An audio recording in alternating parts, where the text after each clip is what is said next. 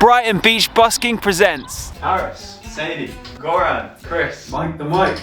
Welcome to the Busking Break.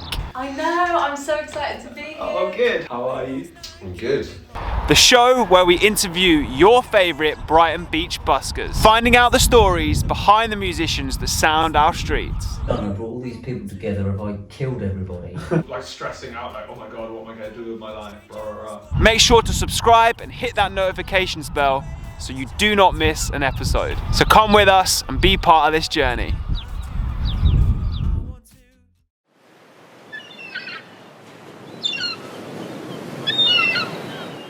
Hello and welcome to the Busking Break here at the Works Pier. Today we spoke with Chris from Chris Instinct Blues Trio. It's a great conversation and I hope you enjoy it.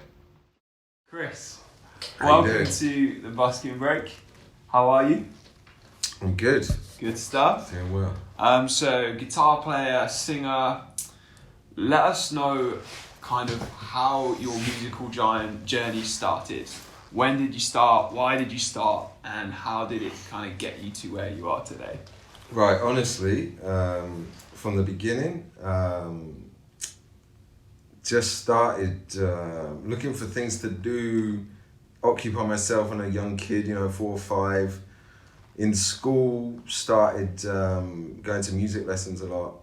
One of the music teachers I had basically came to me and said, "Oh, do you want to play guitar for the church choir every weekend?" So I was like, okay, we'll give that a try, me and a couple of other kids. So we basically started learning church choir hymns, songs. We'd go along, play them in the church choir. Everyone would sing. We'd sit there and play with a guitar teacher, music teacher, and it all started from there really. And then just progressed from 10, 11, 12. Got into classical guitar lessons.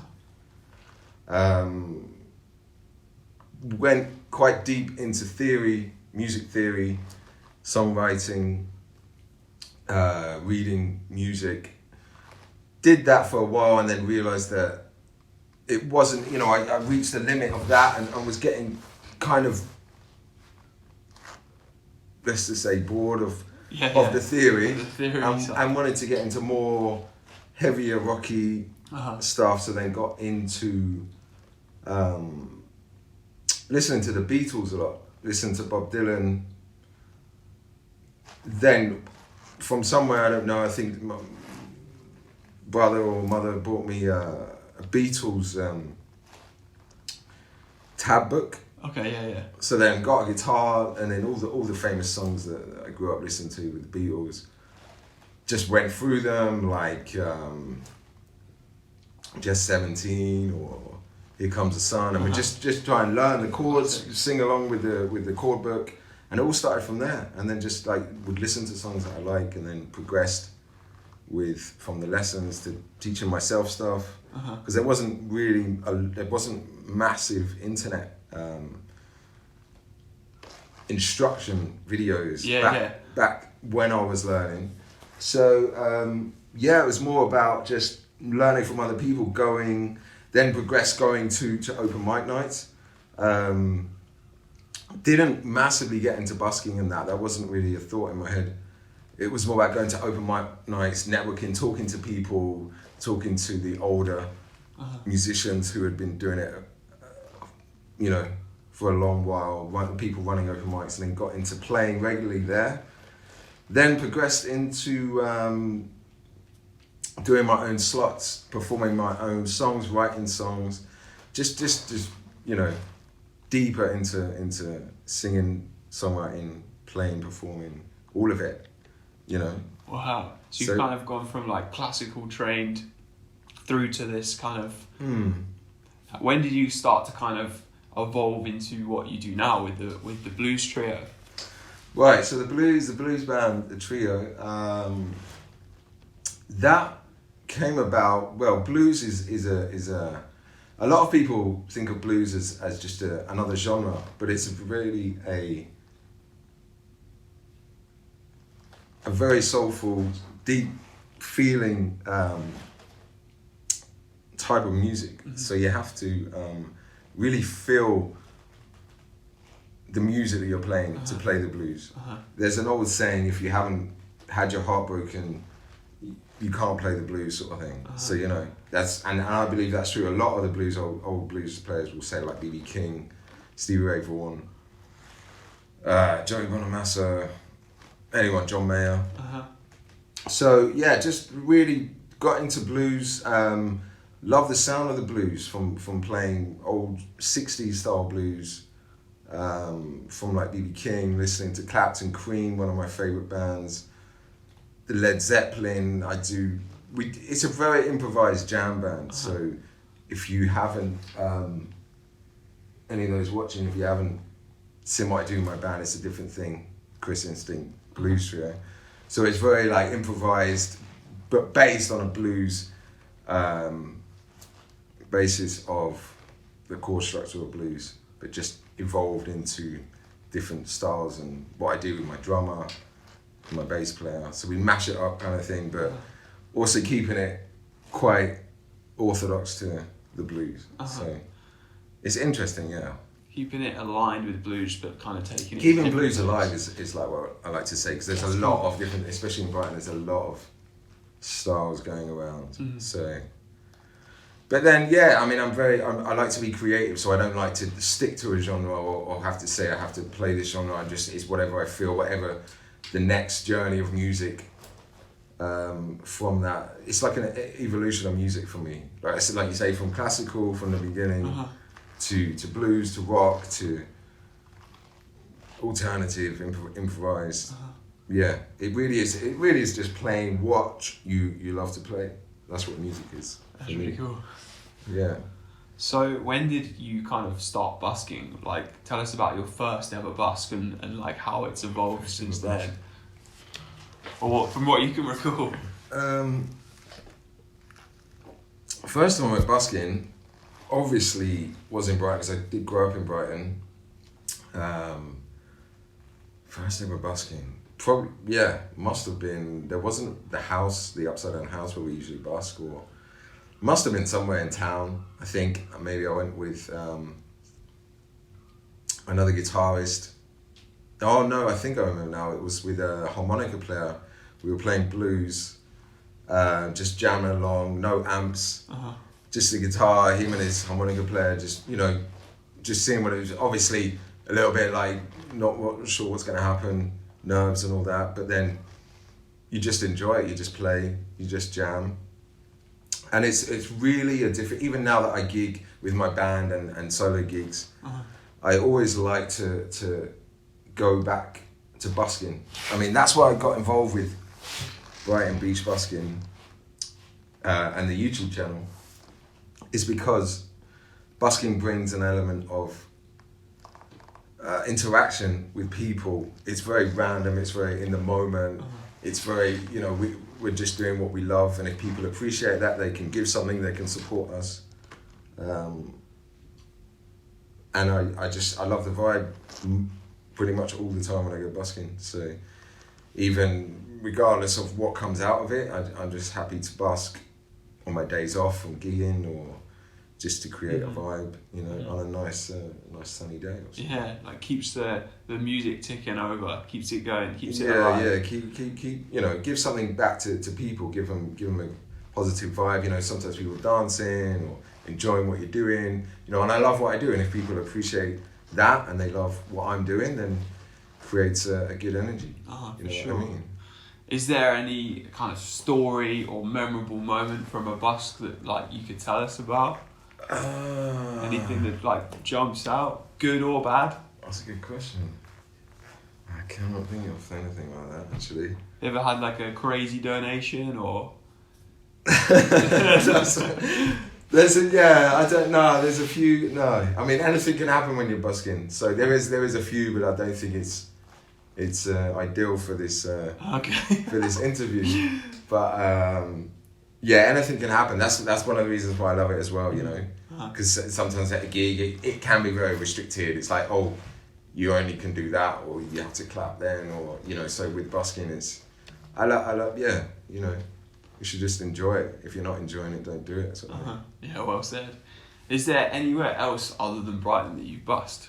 Right, okay, so I busked, usually when I've travelled, because I've travelled a lot when I was younger, surfing. Surfing's another a major passion of mine. So whenever I've gone travelling, it's usually to surf resorts like Newquay, Cornwall, Portugal, Brazil. In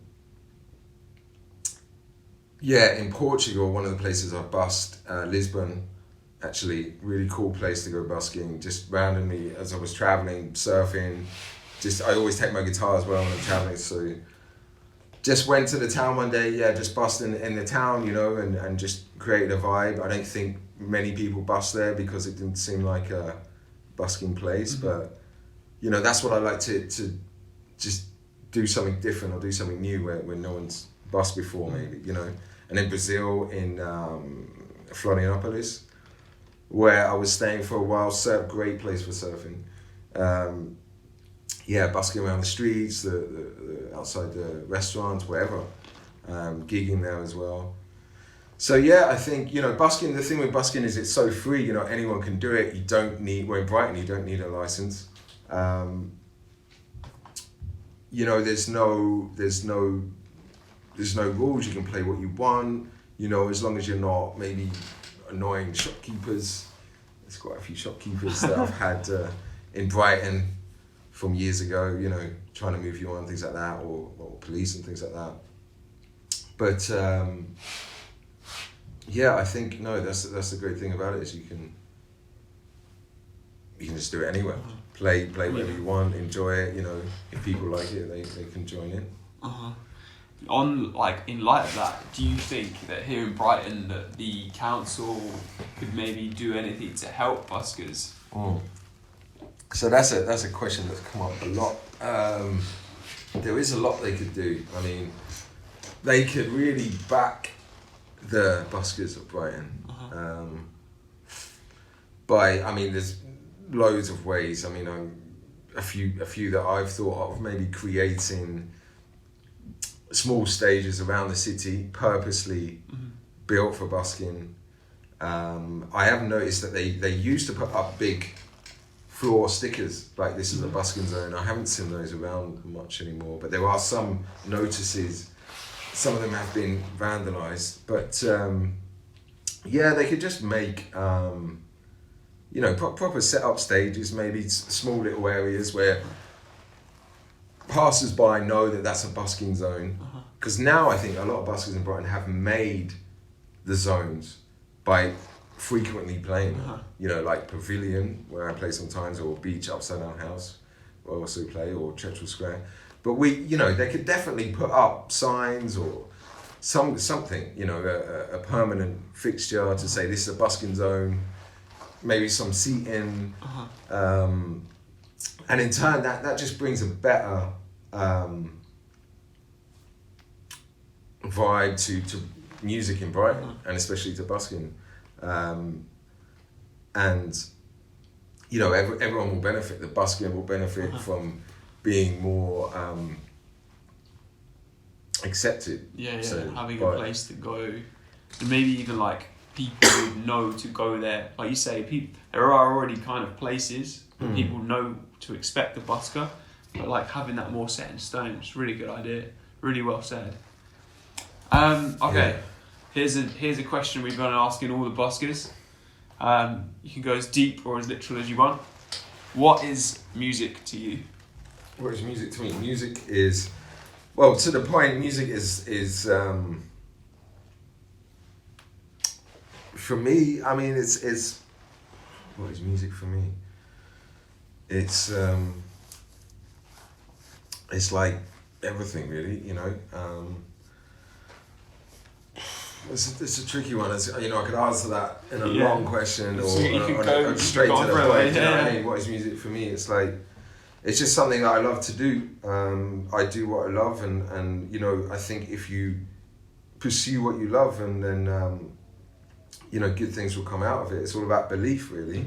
To believe that that it's possible to do what you love, instead of building up like a callous against doing things that you think are impossible, that you can't do for a living, basically. So Yeah, I mean, it's you know, for me, it's like breathing or walking. You know, it's something I have to do every day to play the guitar, to sing, to write a song, to listen to other artists, create new music. It's important. It's also a big important subject. You know, we could like I say, we could go on for 45 minutes, but I mean, it's another major factor for me is music is a therapy. So in the way that it's music therapy can heal, can relax, can calm someone just by listening. You know, obviously someone listens to a song they like because it calms them, because it relaxes them. And it's the same when I'm playing a song. It does that, but maybe 10 times. You know, when you're playing an instrument, when you're feeling the song, the words, the lyrics. So it's important. You know, it's all about doing what you love. It might not be music, it might be something else, but you need to. Yeah, I think it's important to find that. For sure, it's a really good inspirational message to pursue something that you really care for. That, like you said, like if it's something that comes as naturally as breathing, then that's a sign, eh? So really, it develops into that. It evolves into that. You know, like dreams, beliefs. So you've got to, just keep doing what you love. Which I think most true musicians will say that. That's so good. Is there a song in particular that you love to busk? What's your favourite kind of song to play live? Okay. At the moment. At the moment, all right, that narrows it down a bit. I'd have to say a cover song, I guess you're saying, then maybe. Well, that could be an original. Yeah, I mean, I have a lot of my own songs, which I do like to bang out, but available on sort of iTunes and stuff. Very close personal songs that I've written. Yeah, I'll play those. Obviously, people don't know what they are, but then obviously when they appreciate them, that's cool. But a lot of stuff. I love to play at the moment. Yeah, it's just whatever the moment and in that morning and the day when I want to go out and sing and play. Could be Eric Clapton's song, could be Tash Sultana, could be reggae. It's just the vibe I'm feeling that day, and who I'm playing with and the mood I'm in. So, yeah, you have to come down to Brighton and catch me busking someday. I love how that kind of connects to what you were saying about busking being this kind of freedom. Like you can just on the spot decide how you feel and then play that. You don't have to be restricted. It's a good sentiment. What would your advice be for somebody who's thinking of pursuing music or even pursuing busking? What, from a young age or any age? Yeah. Just somebody maybe new to it. Yeah, it's about trying new stuff, isn't it? Because, you know, like I say, when I was younger, I did try a lot of other things apart from music, and you some things you just have a knack for. Funny enough, I was watching video of Taylor Hawkins, because obviously he just passed recently and it's impacted a lot of musicians, drummers as well. And he was just saying in his documentary, like, you know, some people, they can just pick up some sticks and drum with them and they just have it, and some people haven't, but you don't know until you try an instrument or to go busking. You know, you might really get a lot back from it, and really enjoy it, like the best thing you've ever done. So, you know, just like, if it's what you want to do, if you're confident enough, then just do it. Or even if you're not confident, just do it. Even better, you know. That's how you get confident, I guess. That's good advice. Like, pursue it and have a go. Is there anything you've got coming up? Anything like with your blues trio, or maybe just Chris Instinct? Anything like you can tell us about? Yeah, I mean, a lot at the moment, writing new stuff for the band. The blues trio, sort of a lot of influenced with my original stuff from, like I say, from Led Zeppelin, Clapton, Cream, John Mayer. So it's all a mash of everything I've listened to. So I do make a fusion of styles with my original stuff with the blues band. But just an EP coming out soon, a new EP for the blues band. Also another solo album for my acoustic blues stuff, and also singer-songwriter acoustic stuff that I do. Also slide guitar blues So there's kind of 3 different main avenues of music which I'm working on, writing new songs for release, and to perform at gigs, I guess, you know what I mean? For people that are into that style of music or what I do. That's awesome, man. Let everyone know where they can find you.